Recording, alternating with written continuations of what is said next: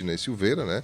Ele já conversou conosco alguns anos atrás, contando um pouco da sua história no tradicionalismo, e entrou em contato conosco na semana passada, se colocando à disposição, para trazer um pouco resgatar um pouco dessa questão do tradicionalismo, especialmente aqui em Tupã e na região, onde ele participou de forma muito intensa e muito ativa. E o pessoal da produção fez um registro, gravou aí as colocações do Rodinei Silveira, que nós vamos ouvir agora. Bom dia, Rodinei.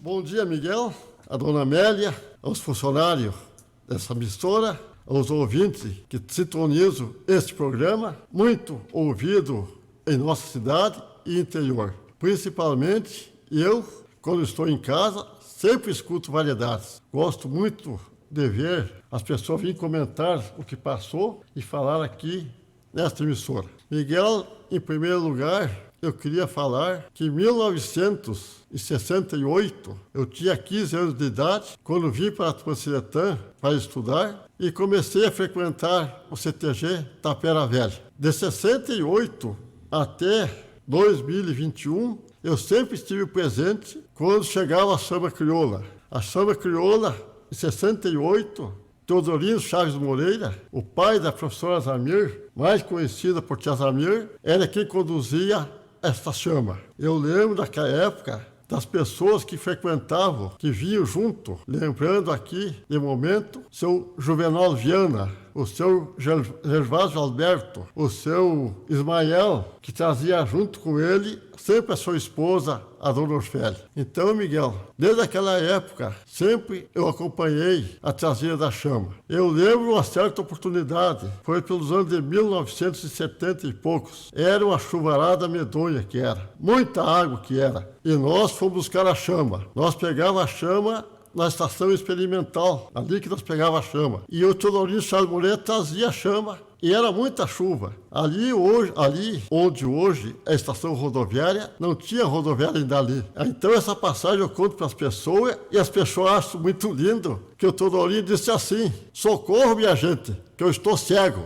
O chapéu dele tapou a visão dele. E aí, o finado Orlando Brum, já falecido, veio e levantou o chapéu do Teodorinho. Só que levantou demais e aí ele gritou: não, agora eu vou me molhar tudo. Passou a cegueira, só assim vou me molhar, que é muita chuva. Então é uma das passadas que eu conto para as pessoas, que eu presenciei isso aí, e as pessoas acham lindo. O finado Chicuta, irmão do finado Walter Paz, sempre acompanhava também. Ele era irmão do patrão Faeco. E aqui eu quero destacar aqui um trecho da minha vida no tradicionalismo. Este diploma que eu trago aqui em minhas mãos, do dia 13 de junho de 1975. Essa é uma secretaria que foi criada no governo do estado, é a Secretaria de Dança, mas só que ensinava tudo que era coisa sobre o folclórico e nossas origens, o nosso vestuário, o que era aconselhado a botar e aonde botar o vestuário. E principalmente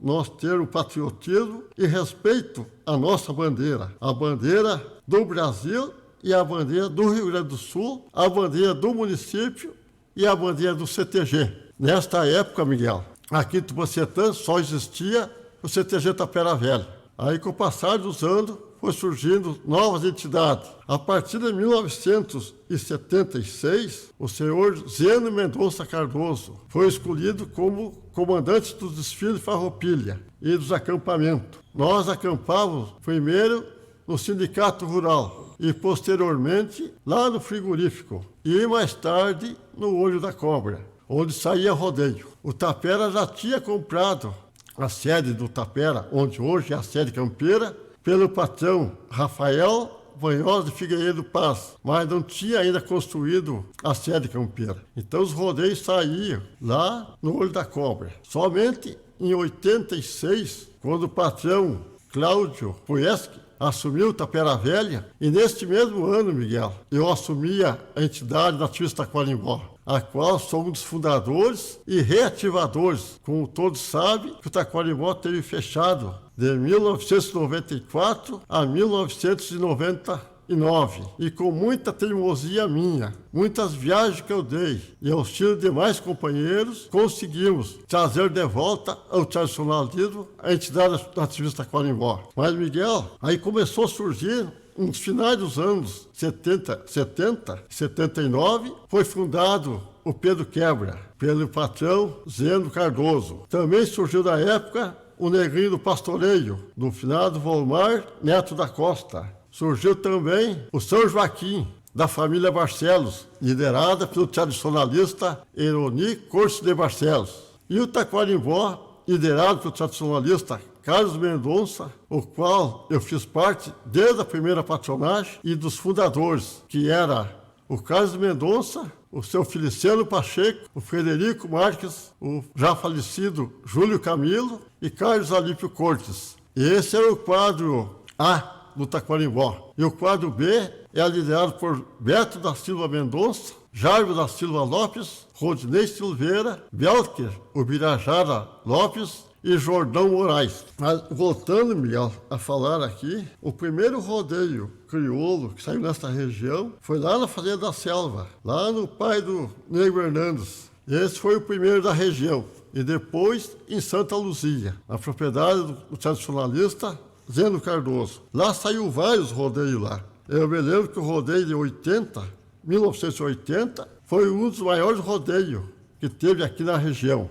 Narrado pelo então falecido Ilo Brum, por sinal, grande radialista, grande narrador de rodeio. E o radialista que nós tínhamos na época, que fez o programa Rádio Tupã, nos anos 75, por aí, foi Capitão Genipo de Moura Matos, o qual foi coordenador em 1977. Nesta época, Miguel, eu estava tendo curso de Direito na Faculdade de Cruz Alta e acompanhei ele, fazendo as atas dos encontros de patrões e café de patrões que tinha naquela época. O capitão Genípio era um grande conhecedor do tradicionalismo. Eu tenho a dizer que muito aprendi com ele e até hoje eu ainda conservo. Eu quero dizer o seguinte, que eu não vou em rodeio para ganhar dinheiro. Eu vou nos rodeios pela tradição. Eu laço por tradição. O meu laço é o mesmo que o laço ali da Campeira. Por isso, quando eu vou nos rodeios de Santa Maria, na Estância do Minimando, onde lá eu me encontro com o Nilo Lacerda, lá eles sempre estão dizendo, os narradores, este aí é totalmente a campo. Também quero falar sobre o Neco, grande narrador de rodeio, o João Carlos Moura. Ele, fui eu que, pela primeira vez, quando eu era patrão do Taquarimbó, que dei oportunidade para ele a narrar o rodeio. E daí por diante, hoje o Neco é conhecido não só no Rio Grande do Sul, mas em todo o Brasil, como um dos melhores narradores de rodeio. Eu me sinto muito feliz quando vejo falar o nome do Neco. Mas voltando, Miguel, a falar sobre a chama crioula, em 1984, que era patrão do Taquarimbó, o Jarbas, eu levei pela primeira vez até a sede, onde hoje é o Taquarimbó, esta chama crioula, da qual eu tenho muito orgulho dela. Eu quero pedir perdão a alguém que eu esqueci do nome, que eram tantas pessoas daquela época, hoje já estão falecidos e poucos ainda estão frequentando o CTG. Eu desfilei 10 anos pelo CTG Tapera Velha, até nós fundarmos o Taquarimbó. Dali para cá foi o Taquarimbó e no Tapera Velha, intercalado, porque os dois fazem parte da minha vida. Eu só tenho lembranças boas, tanto do CTG Tapera Velha, como da entidade X Taquarimbó, a qual eu tive o privilégio de inaugurar ela dia 13 de setembro de 1986. Um compromisso que eu tive com o patrão do Tapera, o Cláudio Poieski, uma amizade que nós tínhamos e prometemos de governar junto CTG Tapera Velha e entidade ativa Taquarimbó. E o Cláudio prometia de inaugurar a sede campeira do Tapera Velha naquele ano. E eu, para não ficar para trás, eu disse, o Taquarimbó também será inaugurado neste ano. E graças a Deus nós conseguimos, eu e o Cláudio, inaugurar a sede campeira CTG Tapera Velha e a sede social da entidade ativa Taquarimbó. Miguel, o tempo de rádio é curto, eu sei, tem mais gente esperando para falar. É que eu tinha de momento desejar a todos os nacionalistas uma feliz semana farroupilha. E o ano que vem, se Deus quiser, vamos ter desfile, vamos ter trazido a chama crioula e tudo que tiver direito nos acampamentos crioulos. E um bom dia a todos os ouvintes da Rádio Tupã, especialmente aos gaúchos de verdade, aqueles que honram a tradição.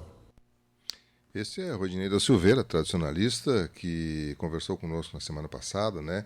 E colocou-se à disposição para trazer um pouco da sua experiência pessoal, do que ele vivenciou, ele, quando jovem, quando adulto, agora um homem já com uma boa idade, que continua sendo tradicionalista, não tão ativo, né, quanto na sua juventude, em que participava de diretorias e de patronagens, enfim, mas continua participando e estando presente e colocou-se à disposição para trazer um pouco da sua vivência, daquilo que ele viveu, daquilo que ele conheceu, daquilo que ele teve no dia a dia. E como ele bem concluiu aí, tomara o ano que vem nós possamos ter novamente uma Semana Farroupilha mais normal, né? Com aquelas atividades mais festivas, culturais, recreativas, gastronômicas, que infelizmente esse ano a gente não pôde vivenciar.